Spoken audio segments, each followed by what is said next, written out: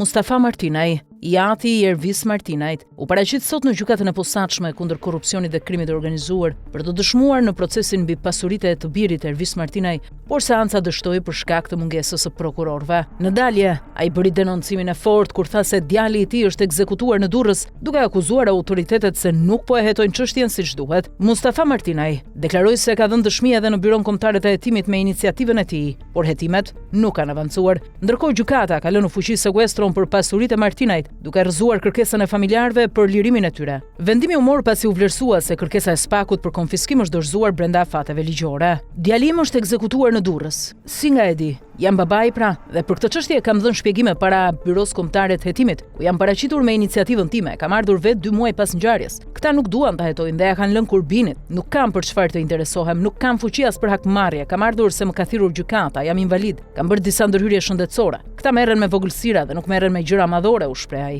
Ervis Martinaj rezulton i zhdukur që prej 9 gushtit 2022 dhe ende nuk ka një version zyrtar për fatin e tij. Seanca e radhës është shtyrë për 2 javë, ndërsa pritet vijimi i procesit me dëshmitar të tjerë për çështjen e pasurive.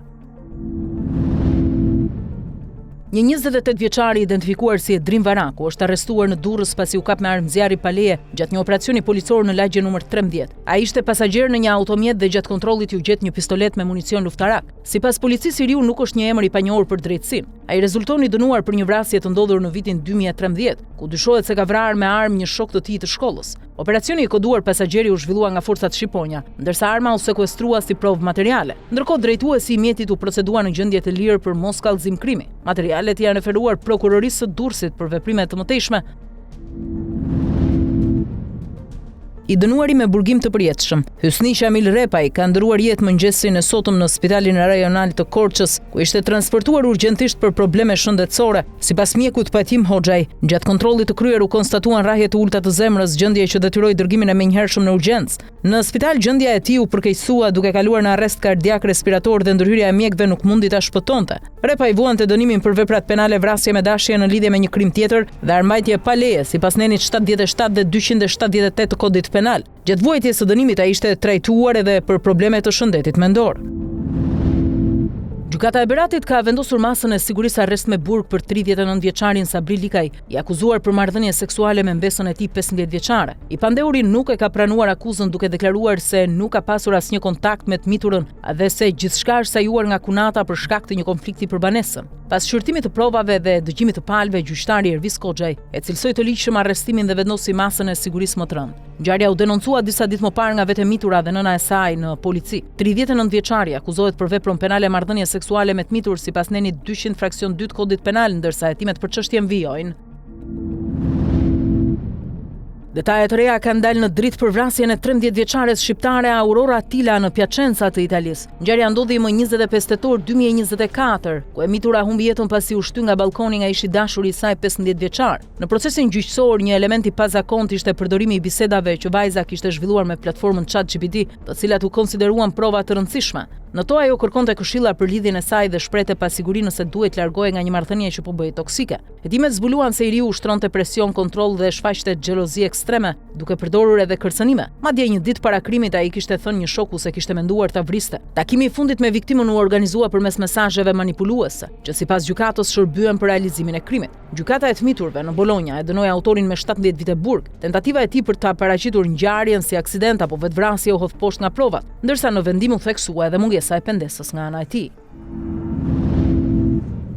Një reportazh i emisionit Presa Direta në Rai 3 hedh dritë mbi bashkëpunimin mes mafjes shqiptare, asaj kineze dhe ndrageta, duke krijuar një dominancë të fortë në tregjet ndërkombëtare të drogës. Fokusi ndalet në Prato, ku distrikti i Pronto Modas paraqitet si një qendër e ekonomisë paralele, e karakterizuar nga shfrytëzimi, evazioni fiskal dhe ndikimi i krimit të organizuar. Sipas hetimeve, një mafje kineze e strukturuar është rrënjosur fort dhe kontrollon pjesë të rëndësishme të logjistikës dhe tregjeve. Reportazhi ndjek rrugën e kokainës nga Ekuadori drejt Europës, duke treguar bashkëpunimin mes klaneve shqiptare dhe ndragetas në furnizimin e tregut. Shqipëria përmendet si një nyje e rëndësishme ku paratë pista investohen në ndërtim dhe sektor të tjerë, veçanërisht në Tiranë dhe Durrës. Sipas autoriteteve italiane, këto organizata janë bërë më fleksibël dhe globale, duke depërtuar në institucione dhe duke krijuar aleanca ndërkombëtare. Vetëm porti i Guayaquil përpunon një pjesë të madhe të trafikut të kokainës, një treg që ka vlerën e rreth 30 miliard dollarëve në vit. Në fund reportazhi sjell edhe zërat e rezistencës, gazetarë të kërcënuar, aktivistë dhe familjar viktimash që kërkojnë drejtësi përballë një sistemi kriminal gjithnjë më të fuqishëm dhe të organizuar. Vrasja e 20 vjeçarit shqiptar Miklovan Dakaj në jug të Spanjës ka nxjerrë në pa për masat e krimit të organizuar në zonën e Costa del Sol. Ai u zhduk më 13 maj 2025 dhe disa muaj më vonë trupi i tij u gjet në një rezervuar në Malaga e i lidhur me pranga. Hetimet e policisë kombëtare të Spanjës tregojnë se bëhet fjalë për një rrëmbim dhe vrasje të lidhur me rrjete kriminale. Dyshohet se i riu u josh me premtimin për një punë dhe më pas u mor nga autorët të cilët e transportuan drejt zonës ku u gjep trupi. Rasti lidhet me përshkallëzimin e dhunës në Marbella dhe gjithë provincën e Malagas, ku përplasjet mes grupeve kriminale janë shtuar ndjeshëm. Organizatat nuk merren më vetëm me hashash, por janë përfshirë fuqishëm në trafikun e kokainës, duke rritur rivalitetin dhe larjet e sapeve. Sipas hetuesve, përdorimi i armëve të rënda dhe metodat brutale janë bërë më të zakonshme, ndërsa grupe të ndryshme përfshirë klane shqiptare veprojnë me një shkallë të lartë organizimi dhe lirie. Për këtë çështje një shtetas shqiptar është lënë në paraburgim pa të drejtë lirimi, ndërsa një tjetër është hetuar në gjendje të lirë me garanci. Hetimet vijojnë për të zbardhur plotësisht motivin që dyshohet të lidhet me trafikun e drogës.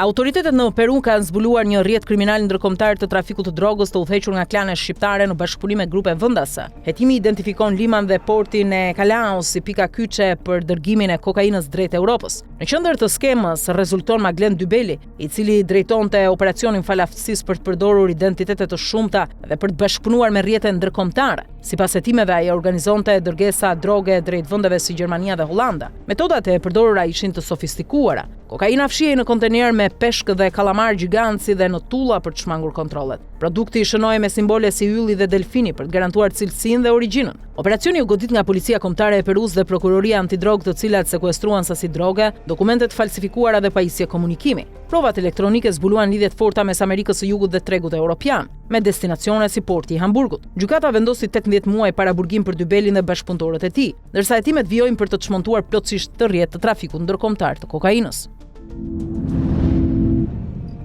Pamje të reja janë publikuar nga aksidenti ajror i 29 janarit 2025 pranë aeroportit kombëtar Ronald Reagan në Washington DC, ku humbën jetën 67 persona. Pamjet tregojnë momentin e përplasjes mes një avioni të American Airlines dhe një helikopteri ushtarak Black Hawk. Sipas të dhënave, avioni tip CRJ-700 ishte në fazën e uljes pas një fluturimi nga Kansas, ndërsa helikopteri po kryente një mision trajnimi. Përplasja ndodhi në lartësi të ulët mbi lumin Potomac dhe përfundoi pas një të mbijetuar. Hetimet paraprake të bordit kombëtar të sigurisë të transportit tregojnë se hapësira ajrore ishte mbi ngarkuar dhe përdorte sistemin e ndarjes vizuale ku pilotët duhet të shmangnin njëri tjetrin pa mbështetje të plot nga radarët. Ky fakt së bashku me mungesën e koordinimit me kontrollin ajror dyshohet të ketë ndikuar drejt për drejt në tragjedi. Autoritetet kanë pranuar gjithashtu se helikopteri mund të ketë përdorur të dhëna të pasakta për lartësinë, ndërsa kontrollorët nuk dhanë paralajmërim të plot për avionin që po afrohej. Pas aksidentit, Administrata Federale e Aviacionit ka kufizuar fluturimet e helikopterëve në zonë dhe ka nisur ndryshime në procedurat e sigurisë. Hetimet vijojnë për të përcaktuar përgjegjësitë e plota.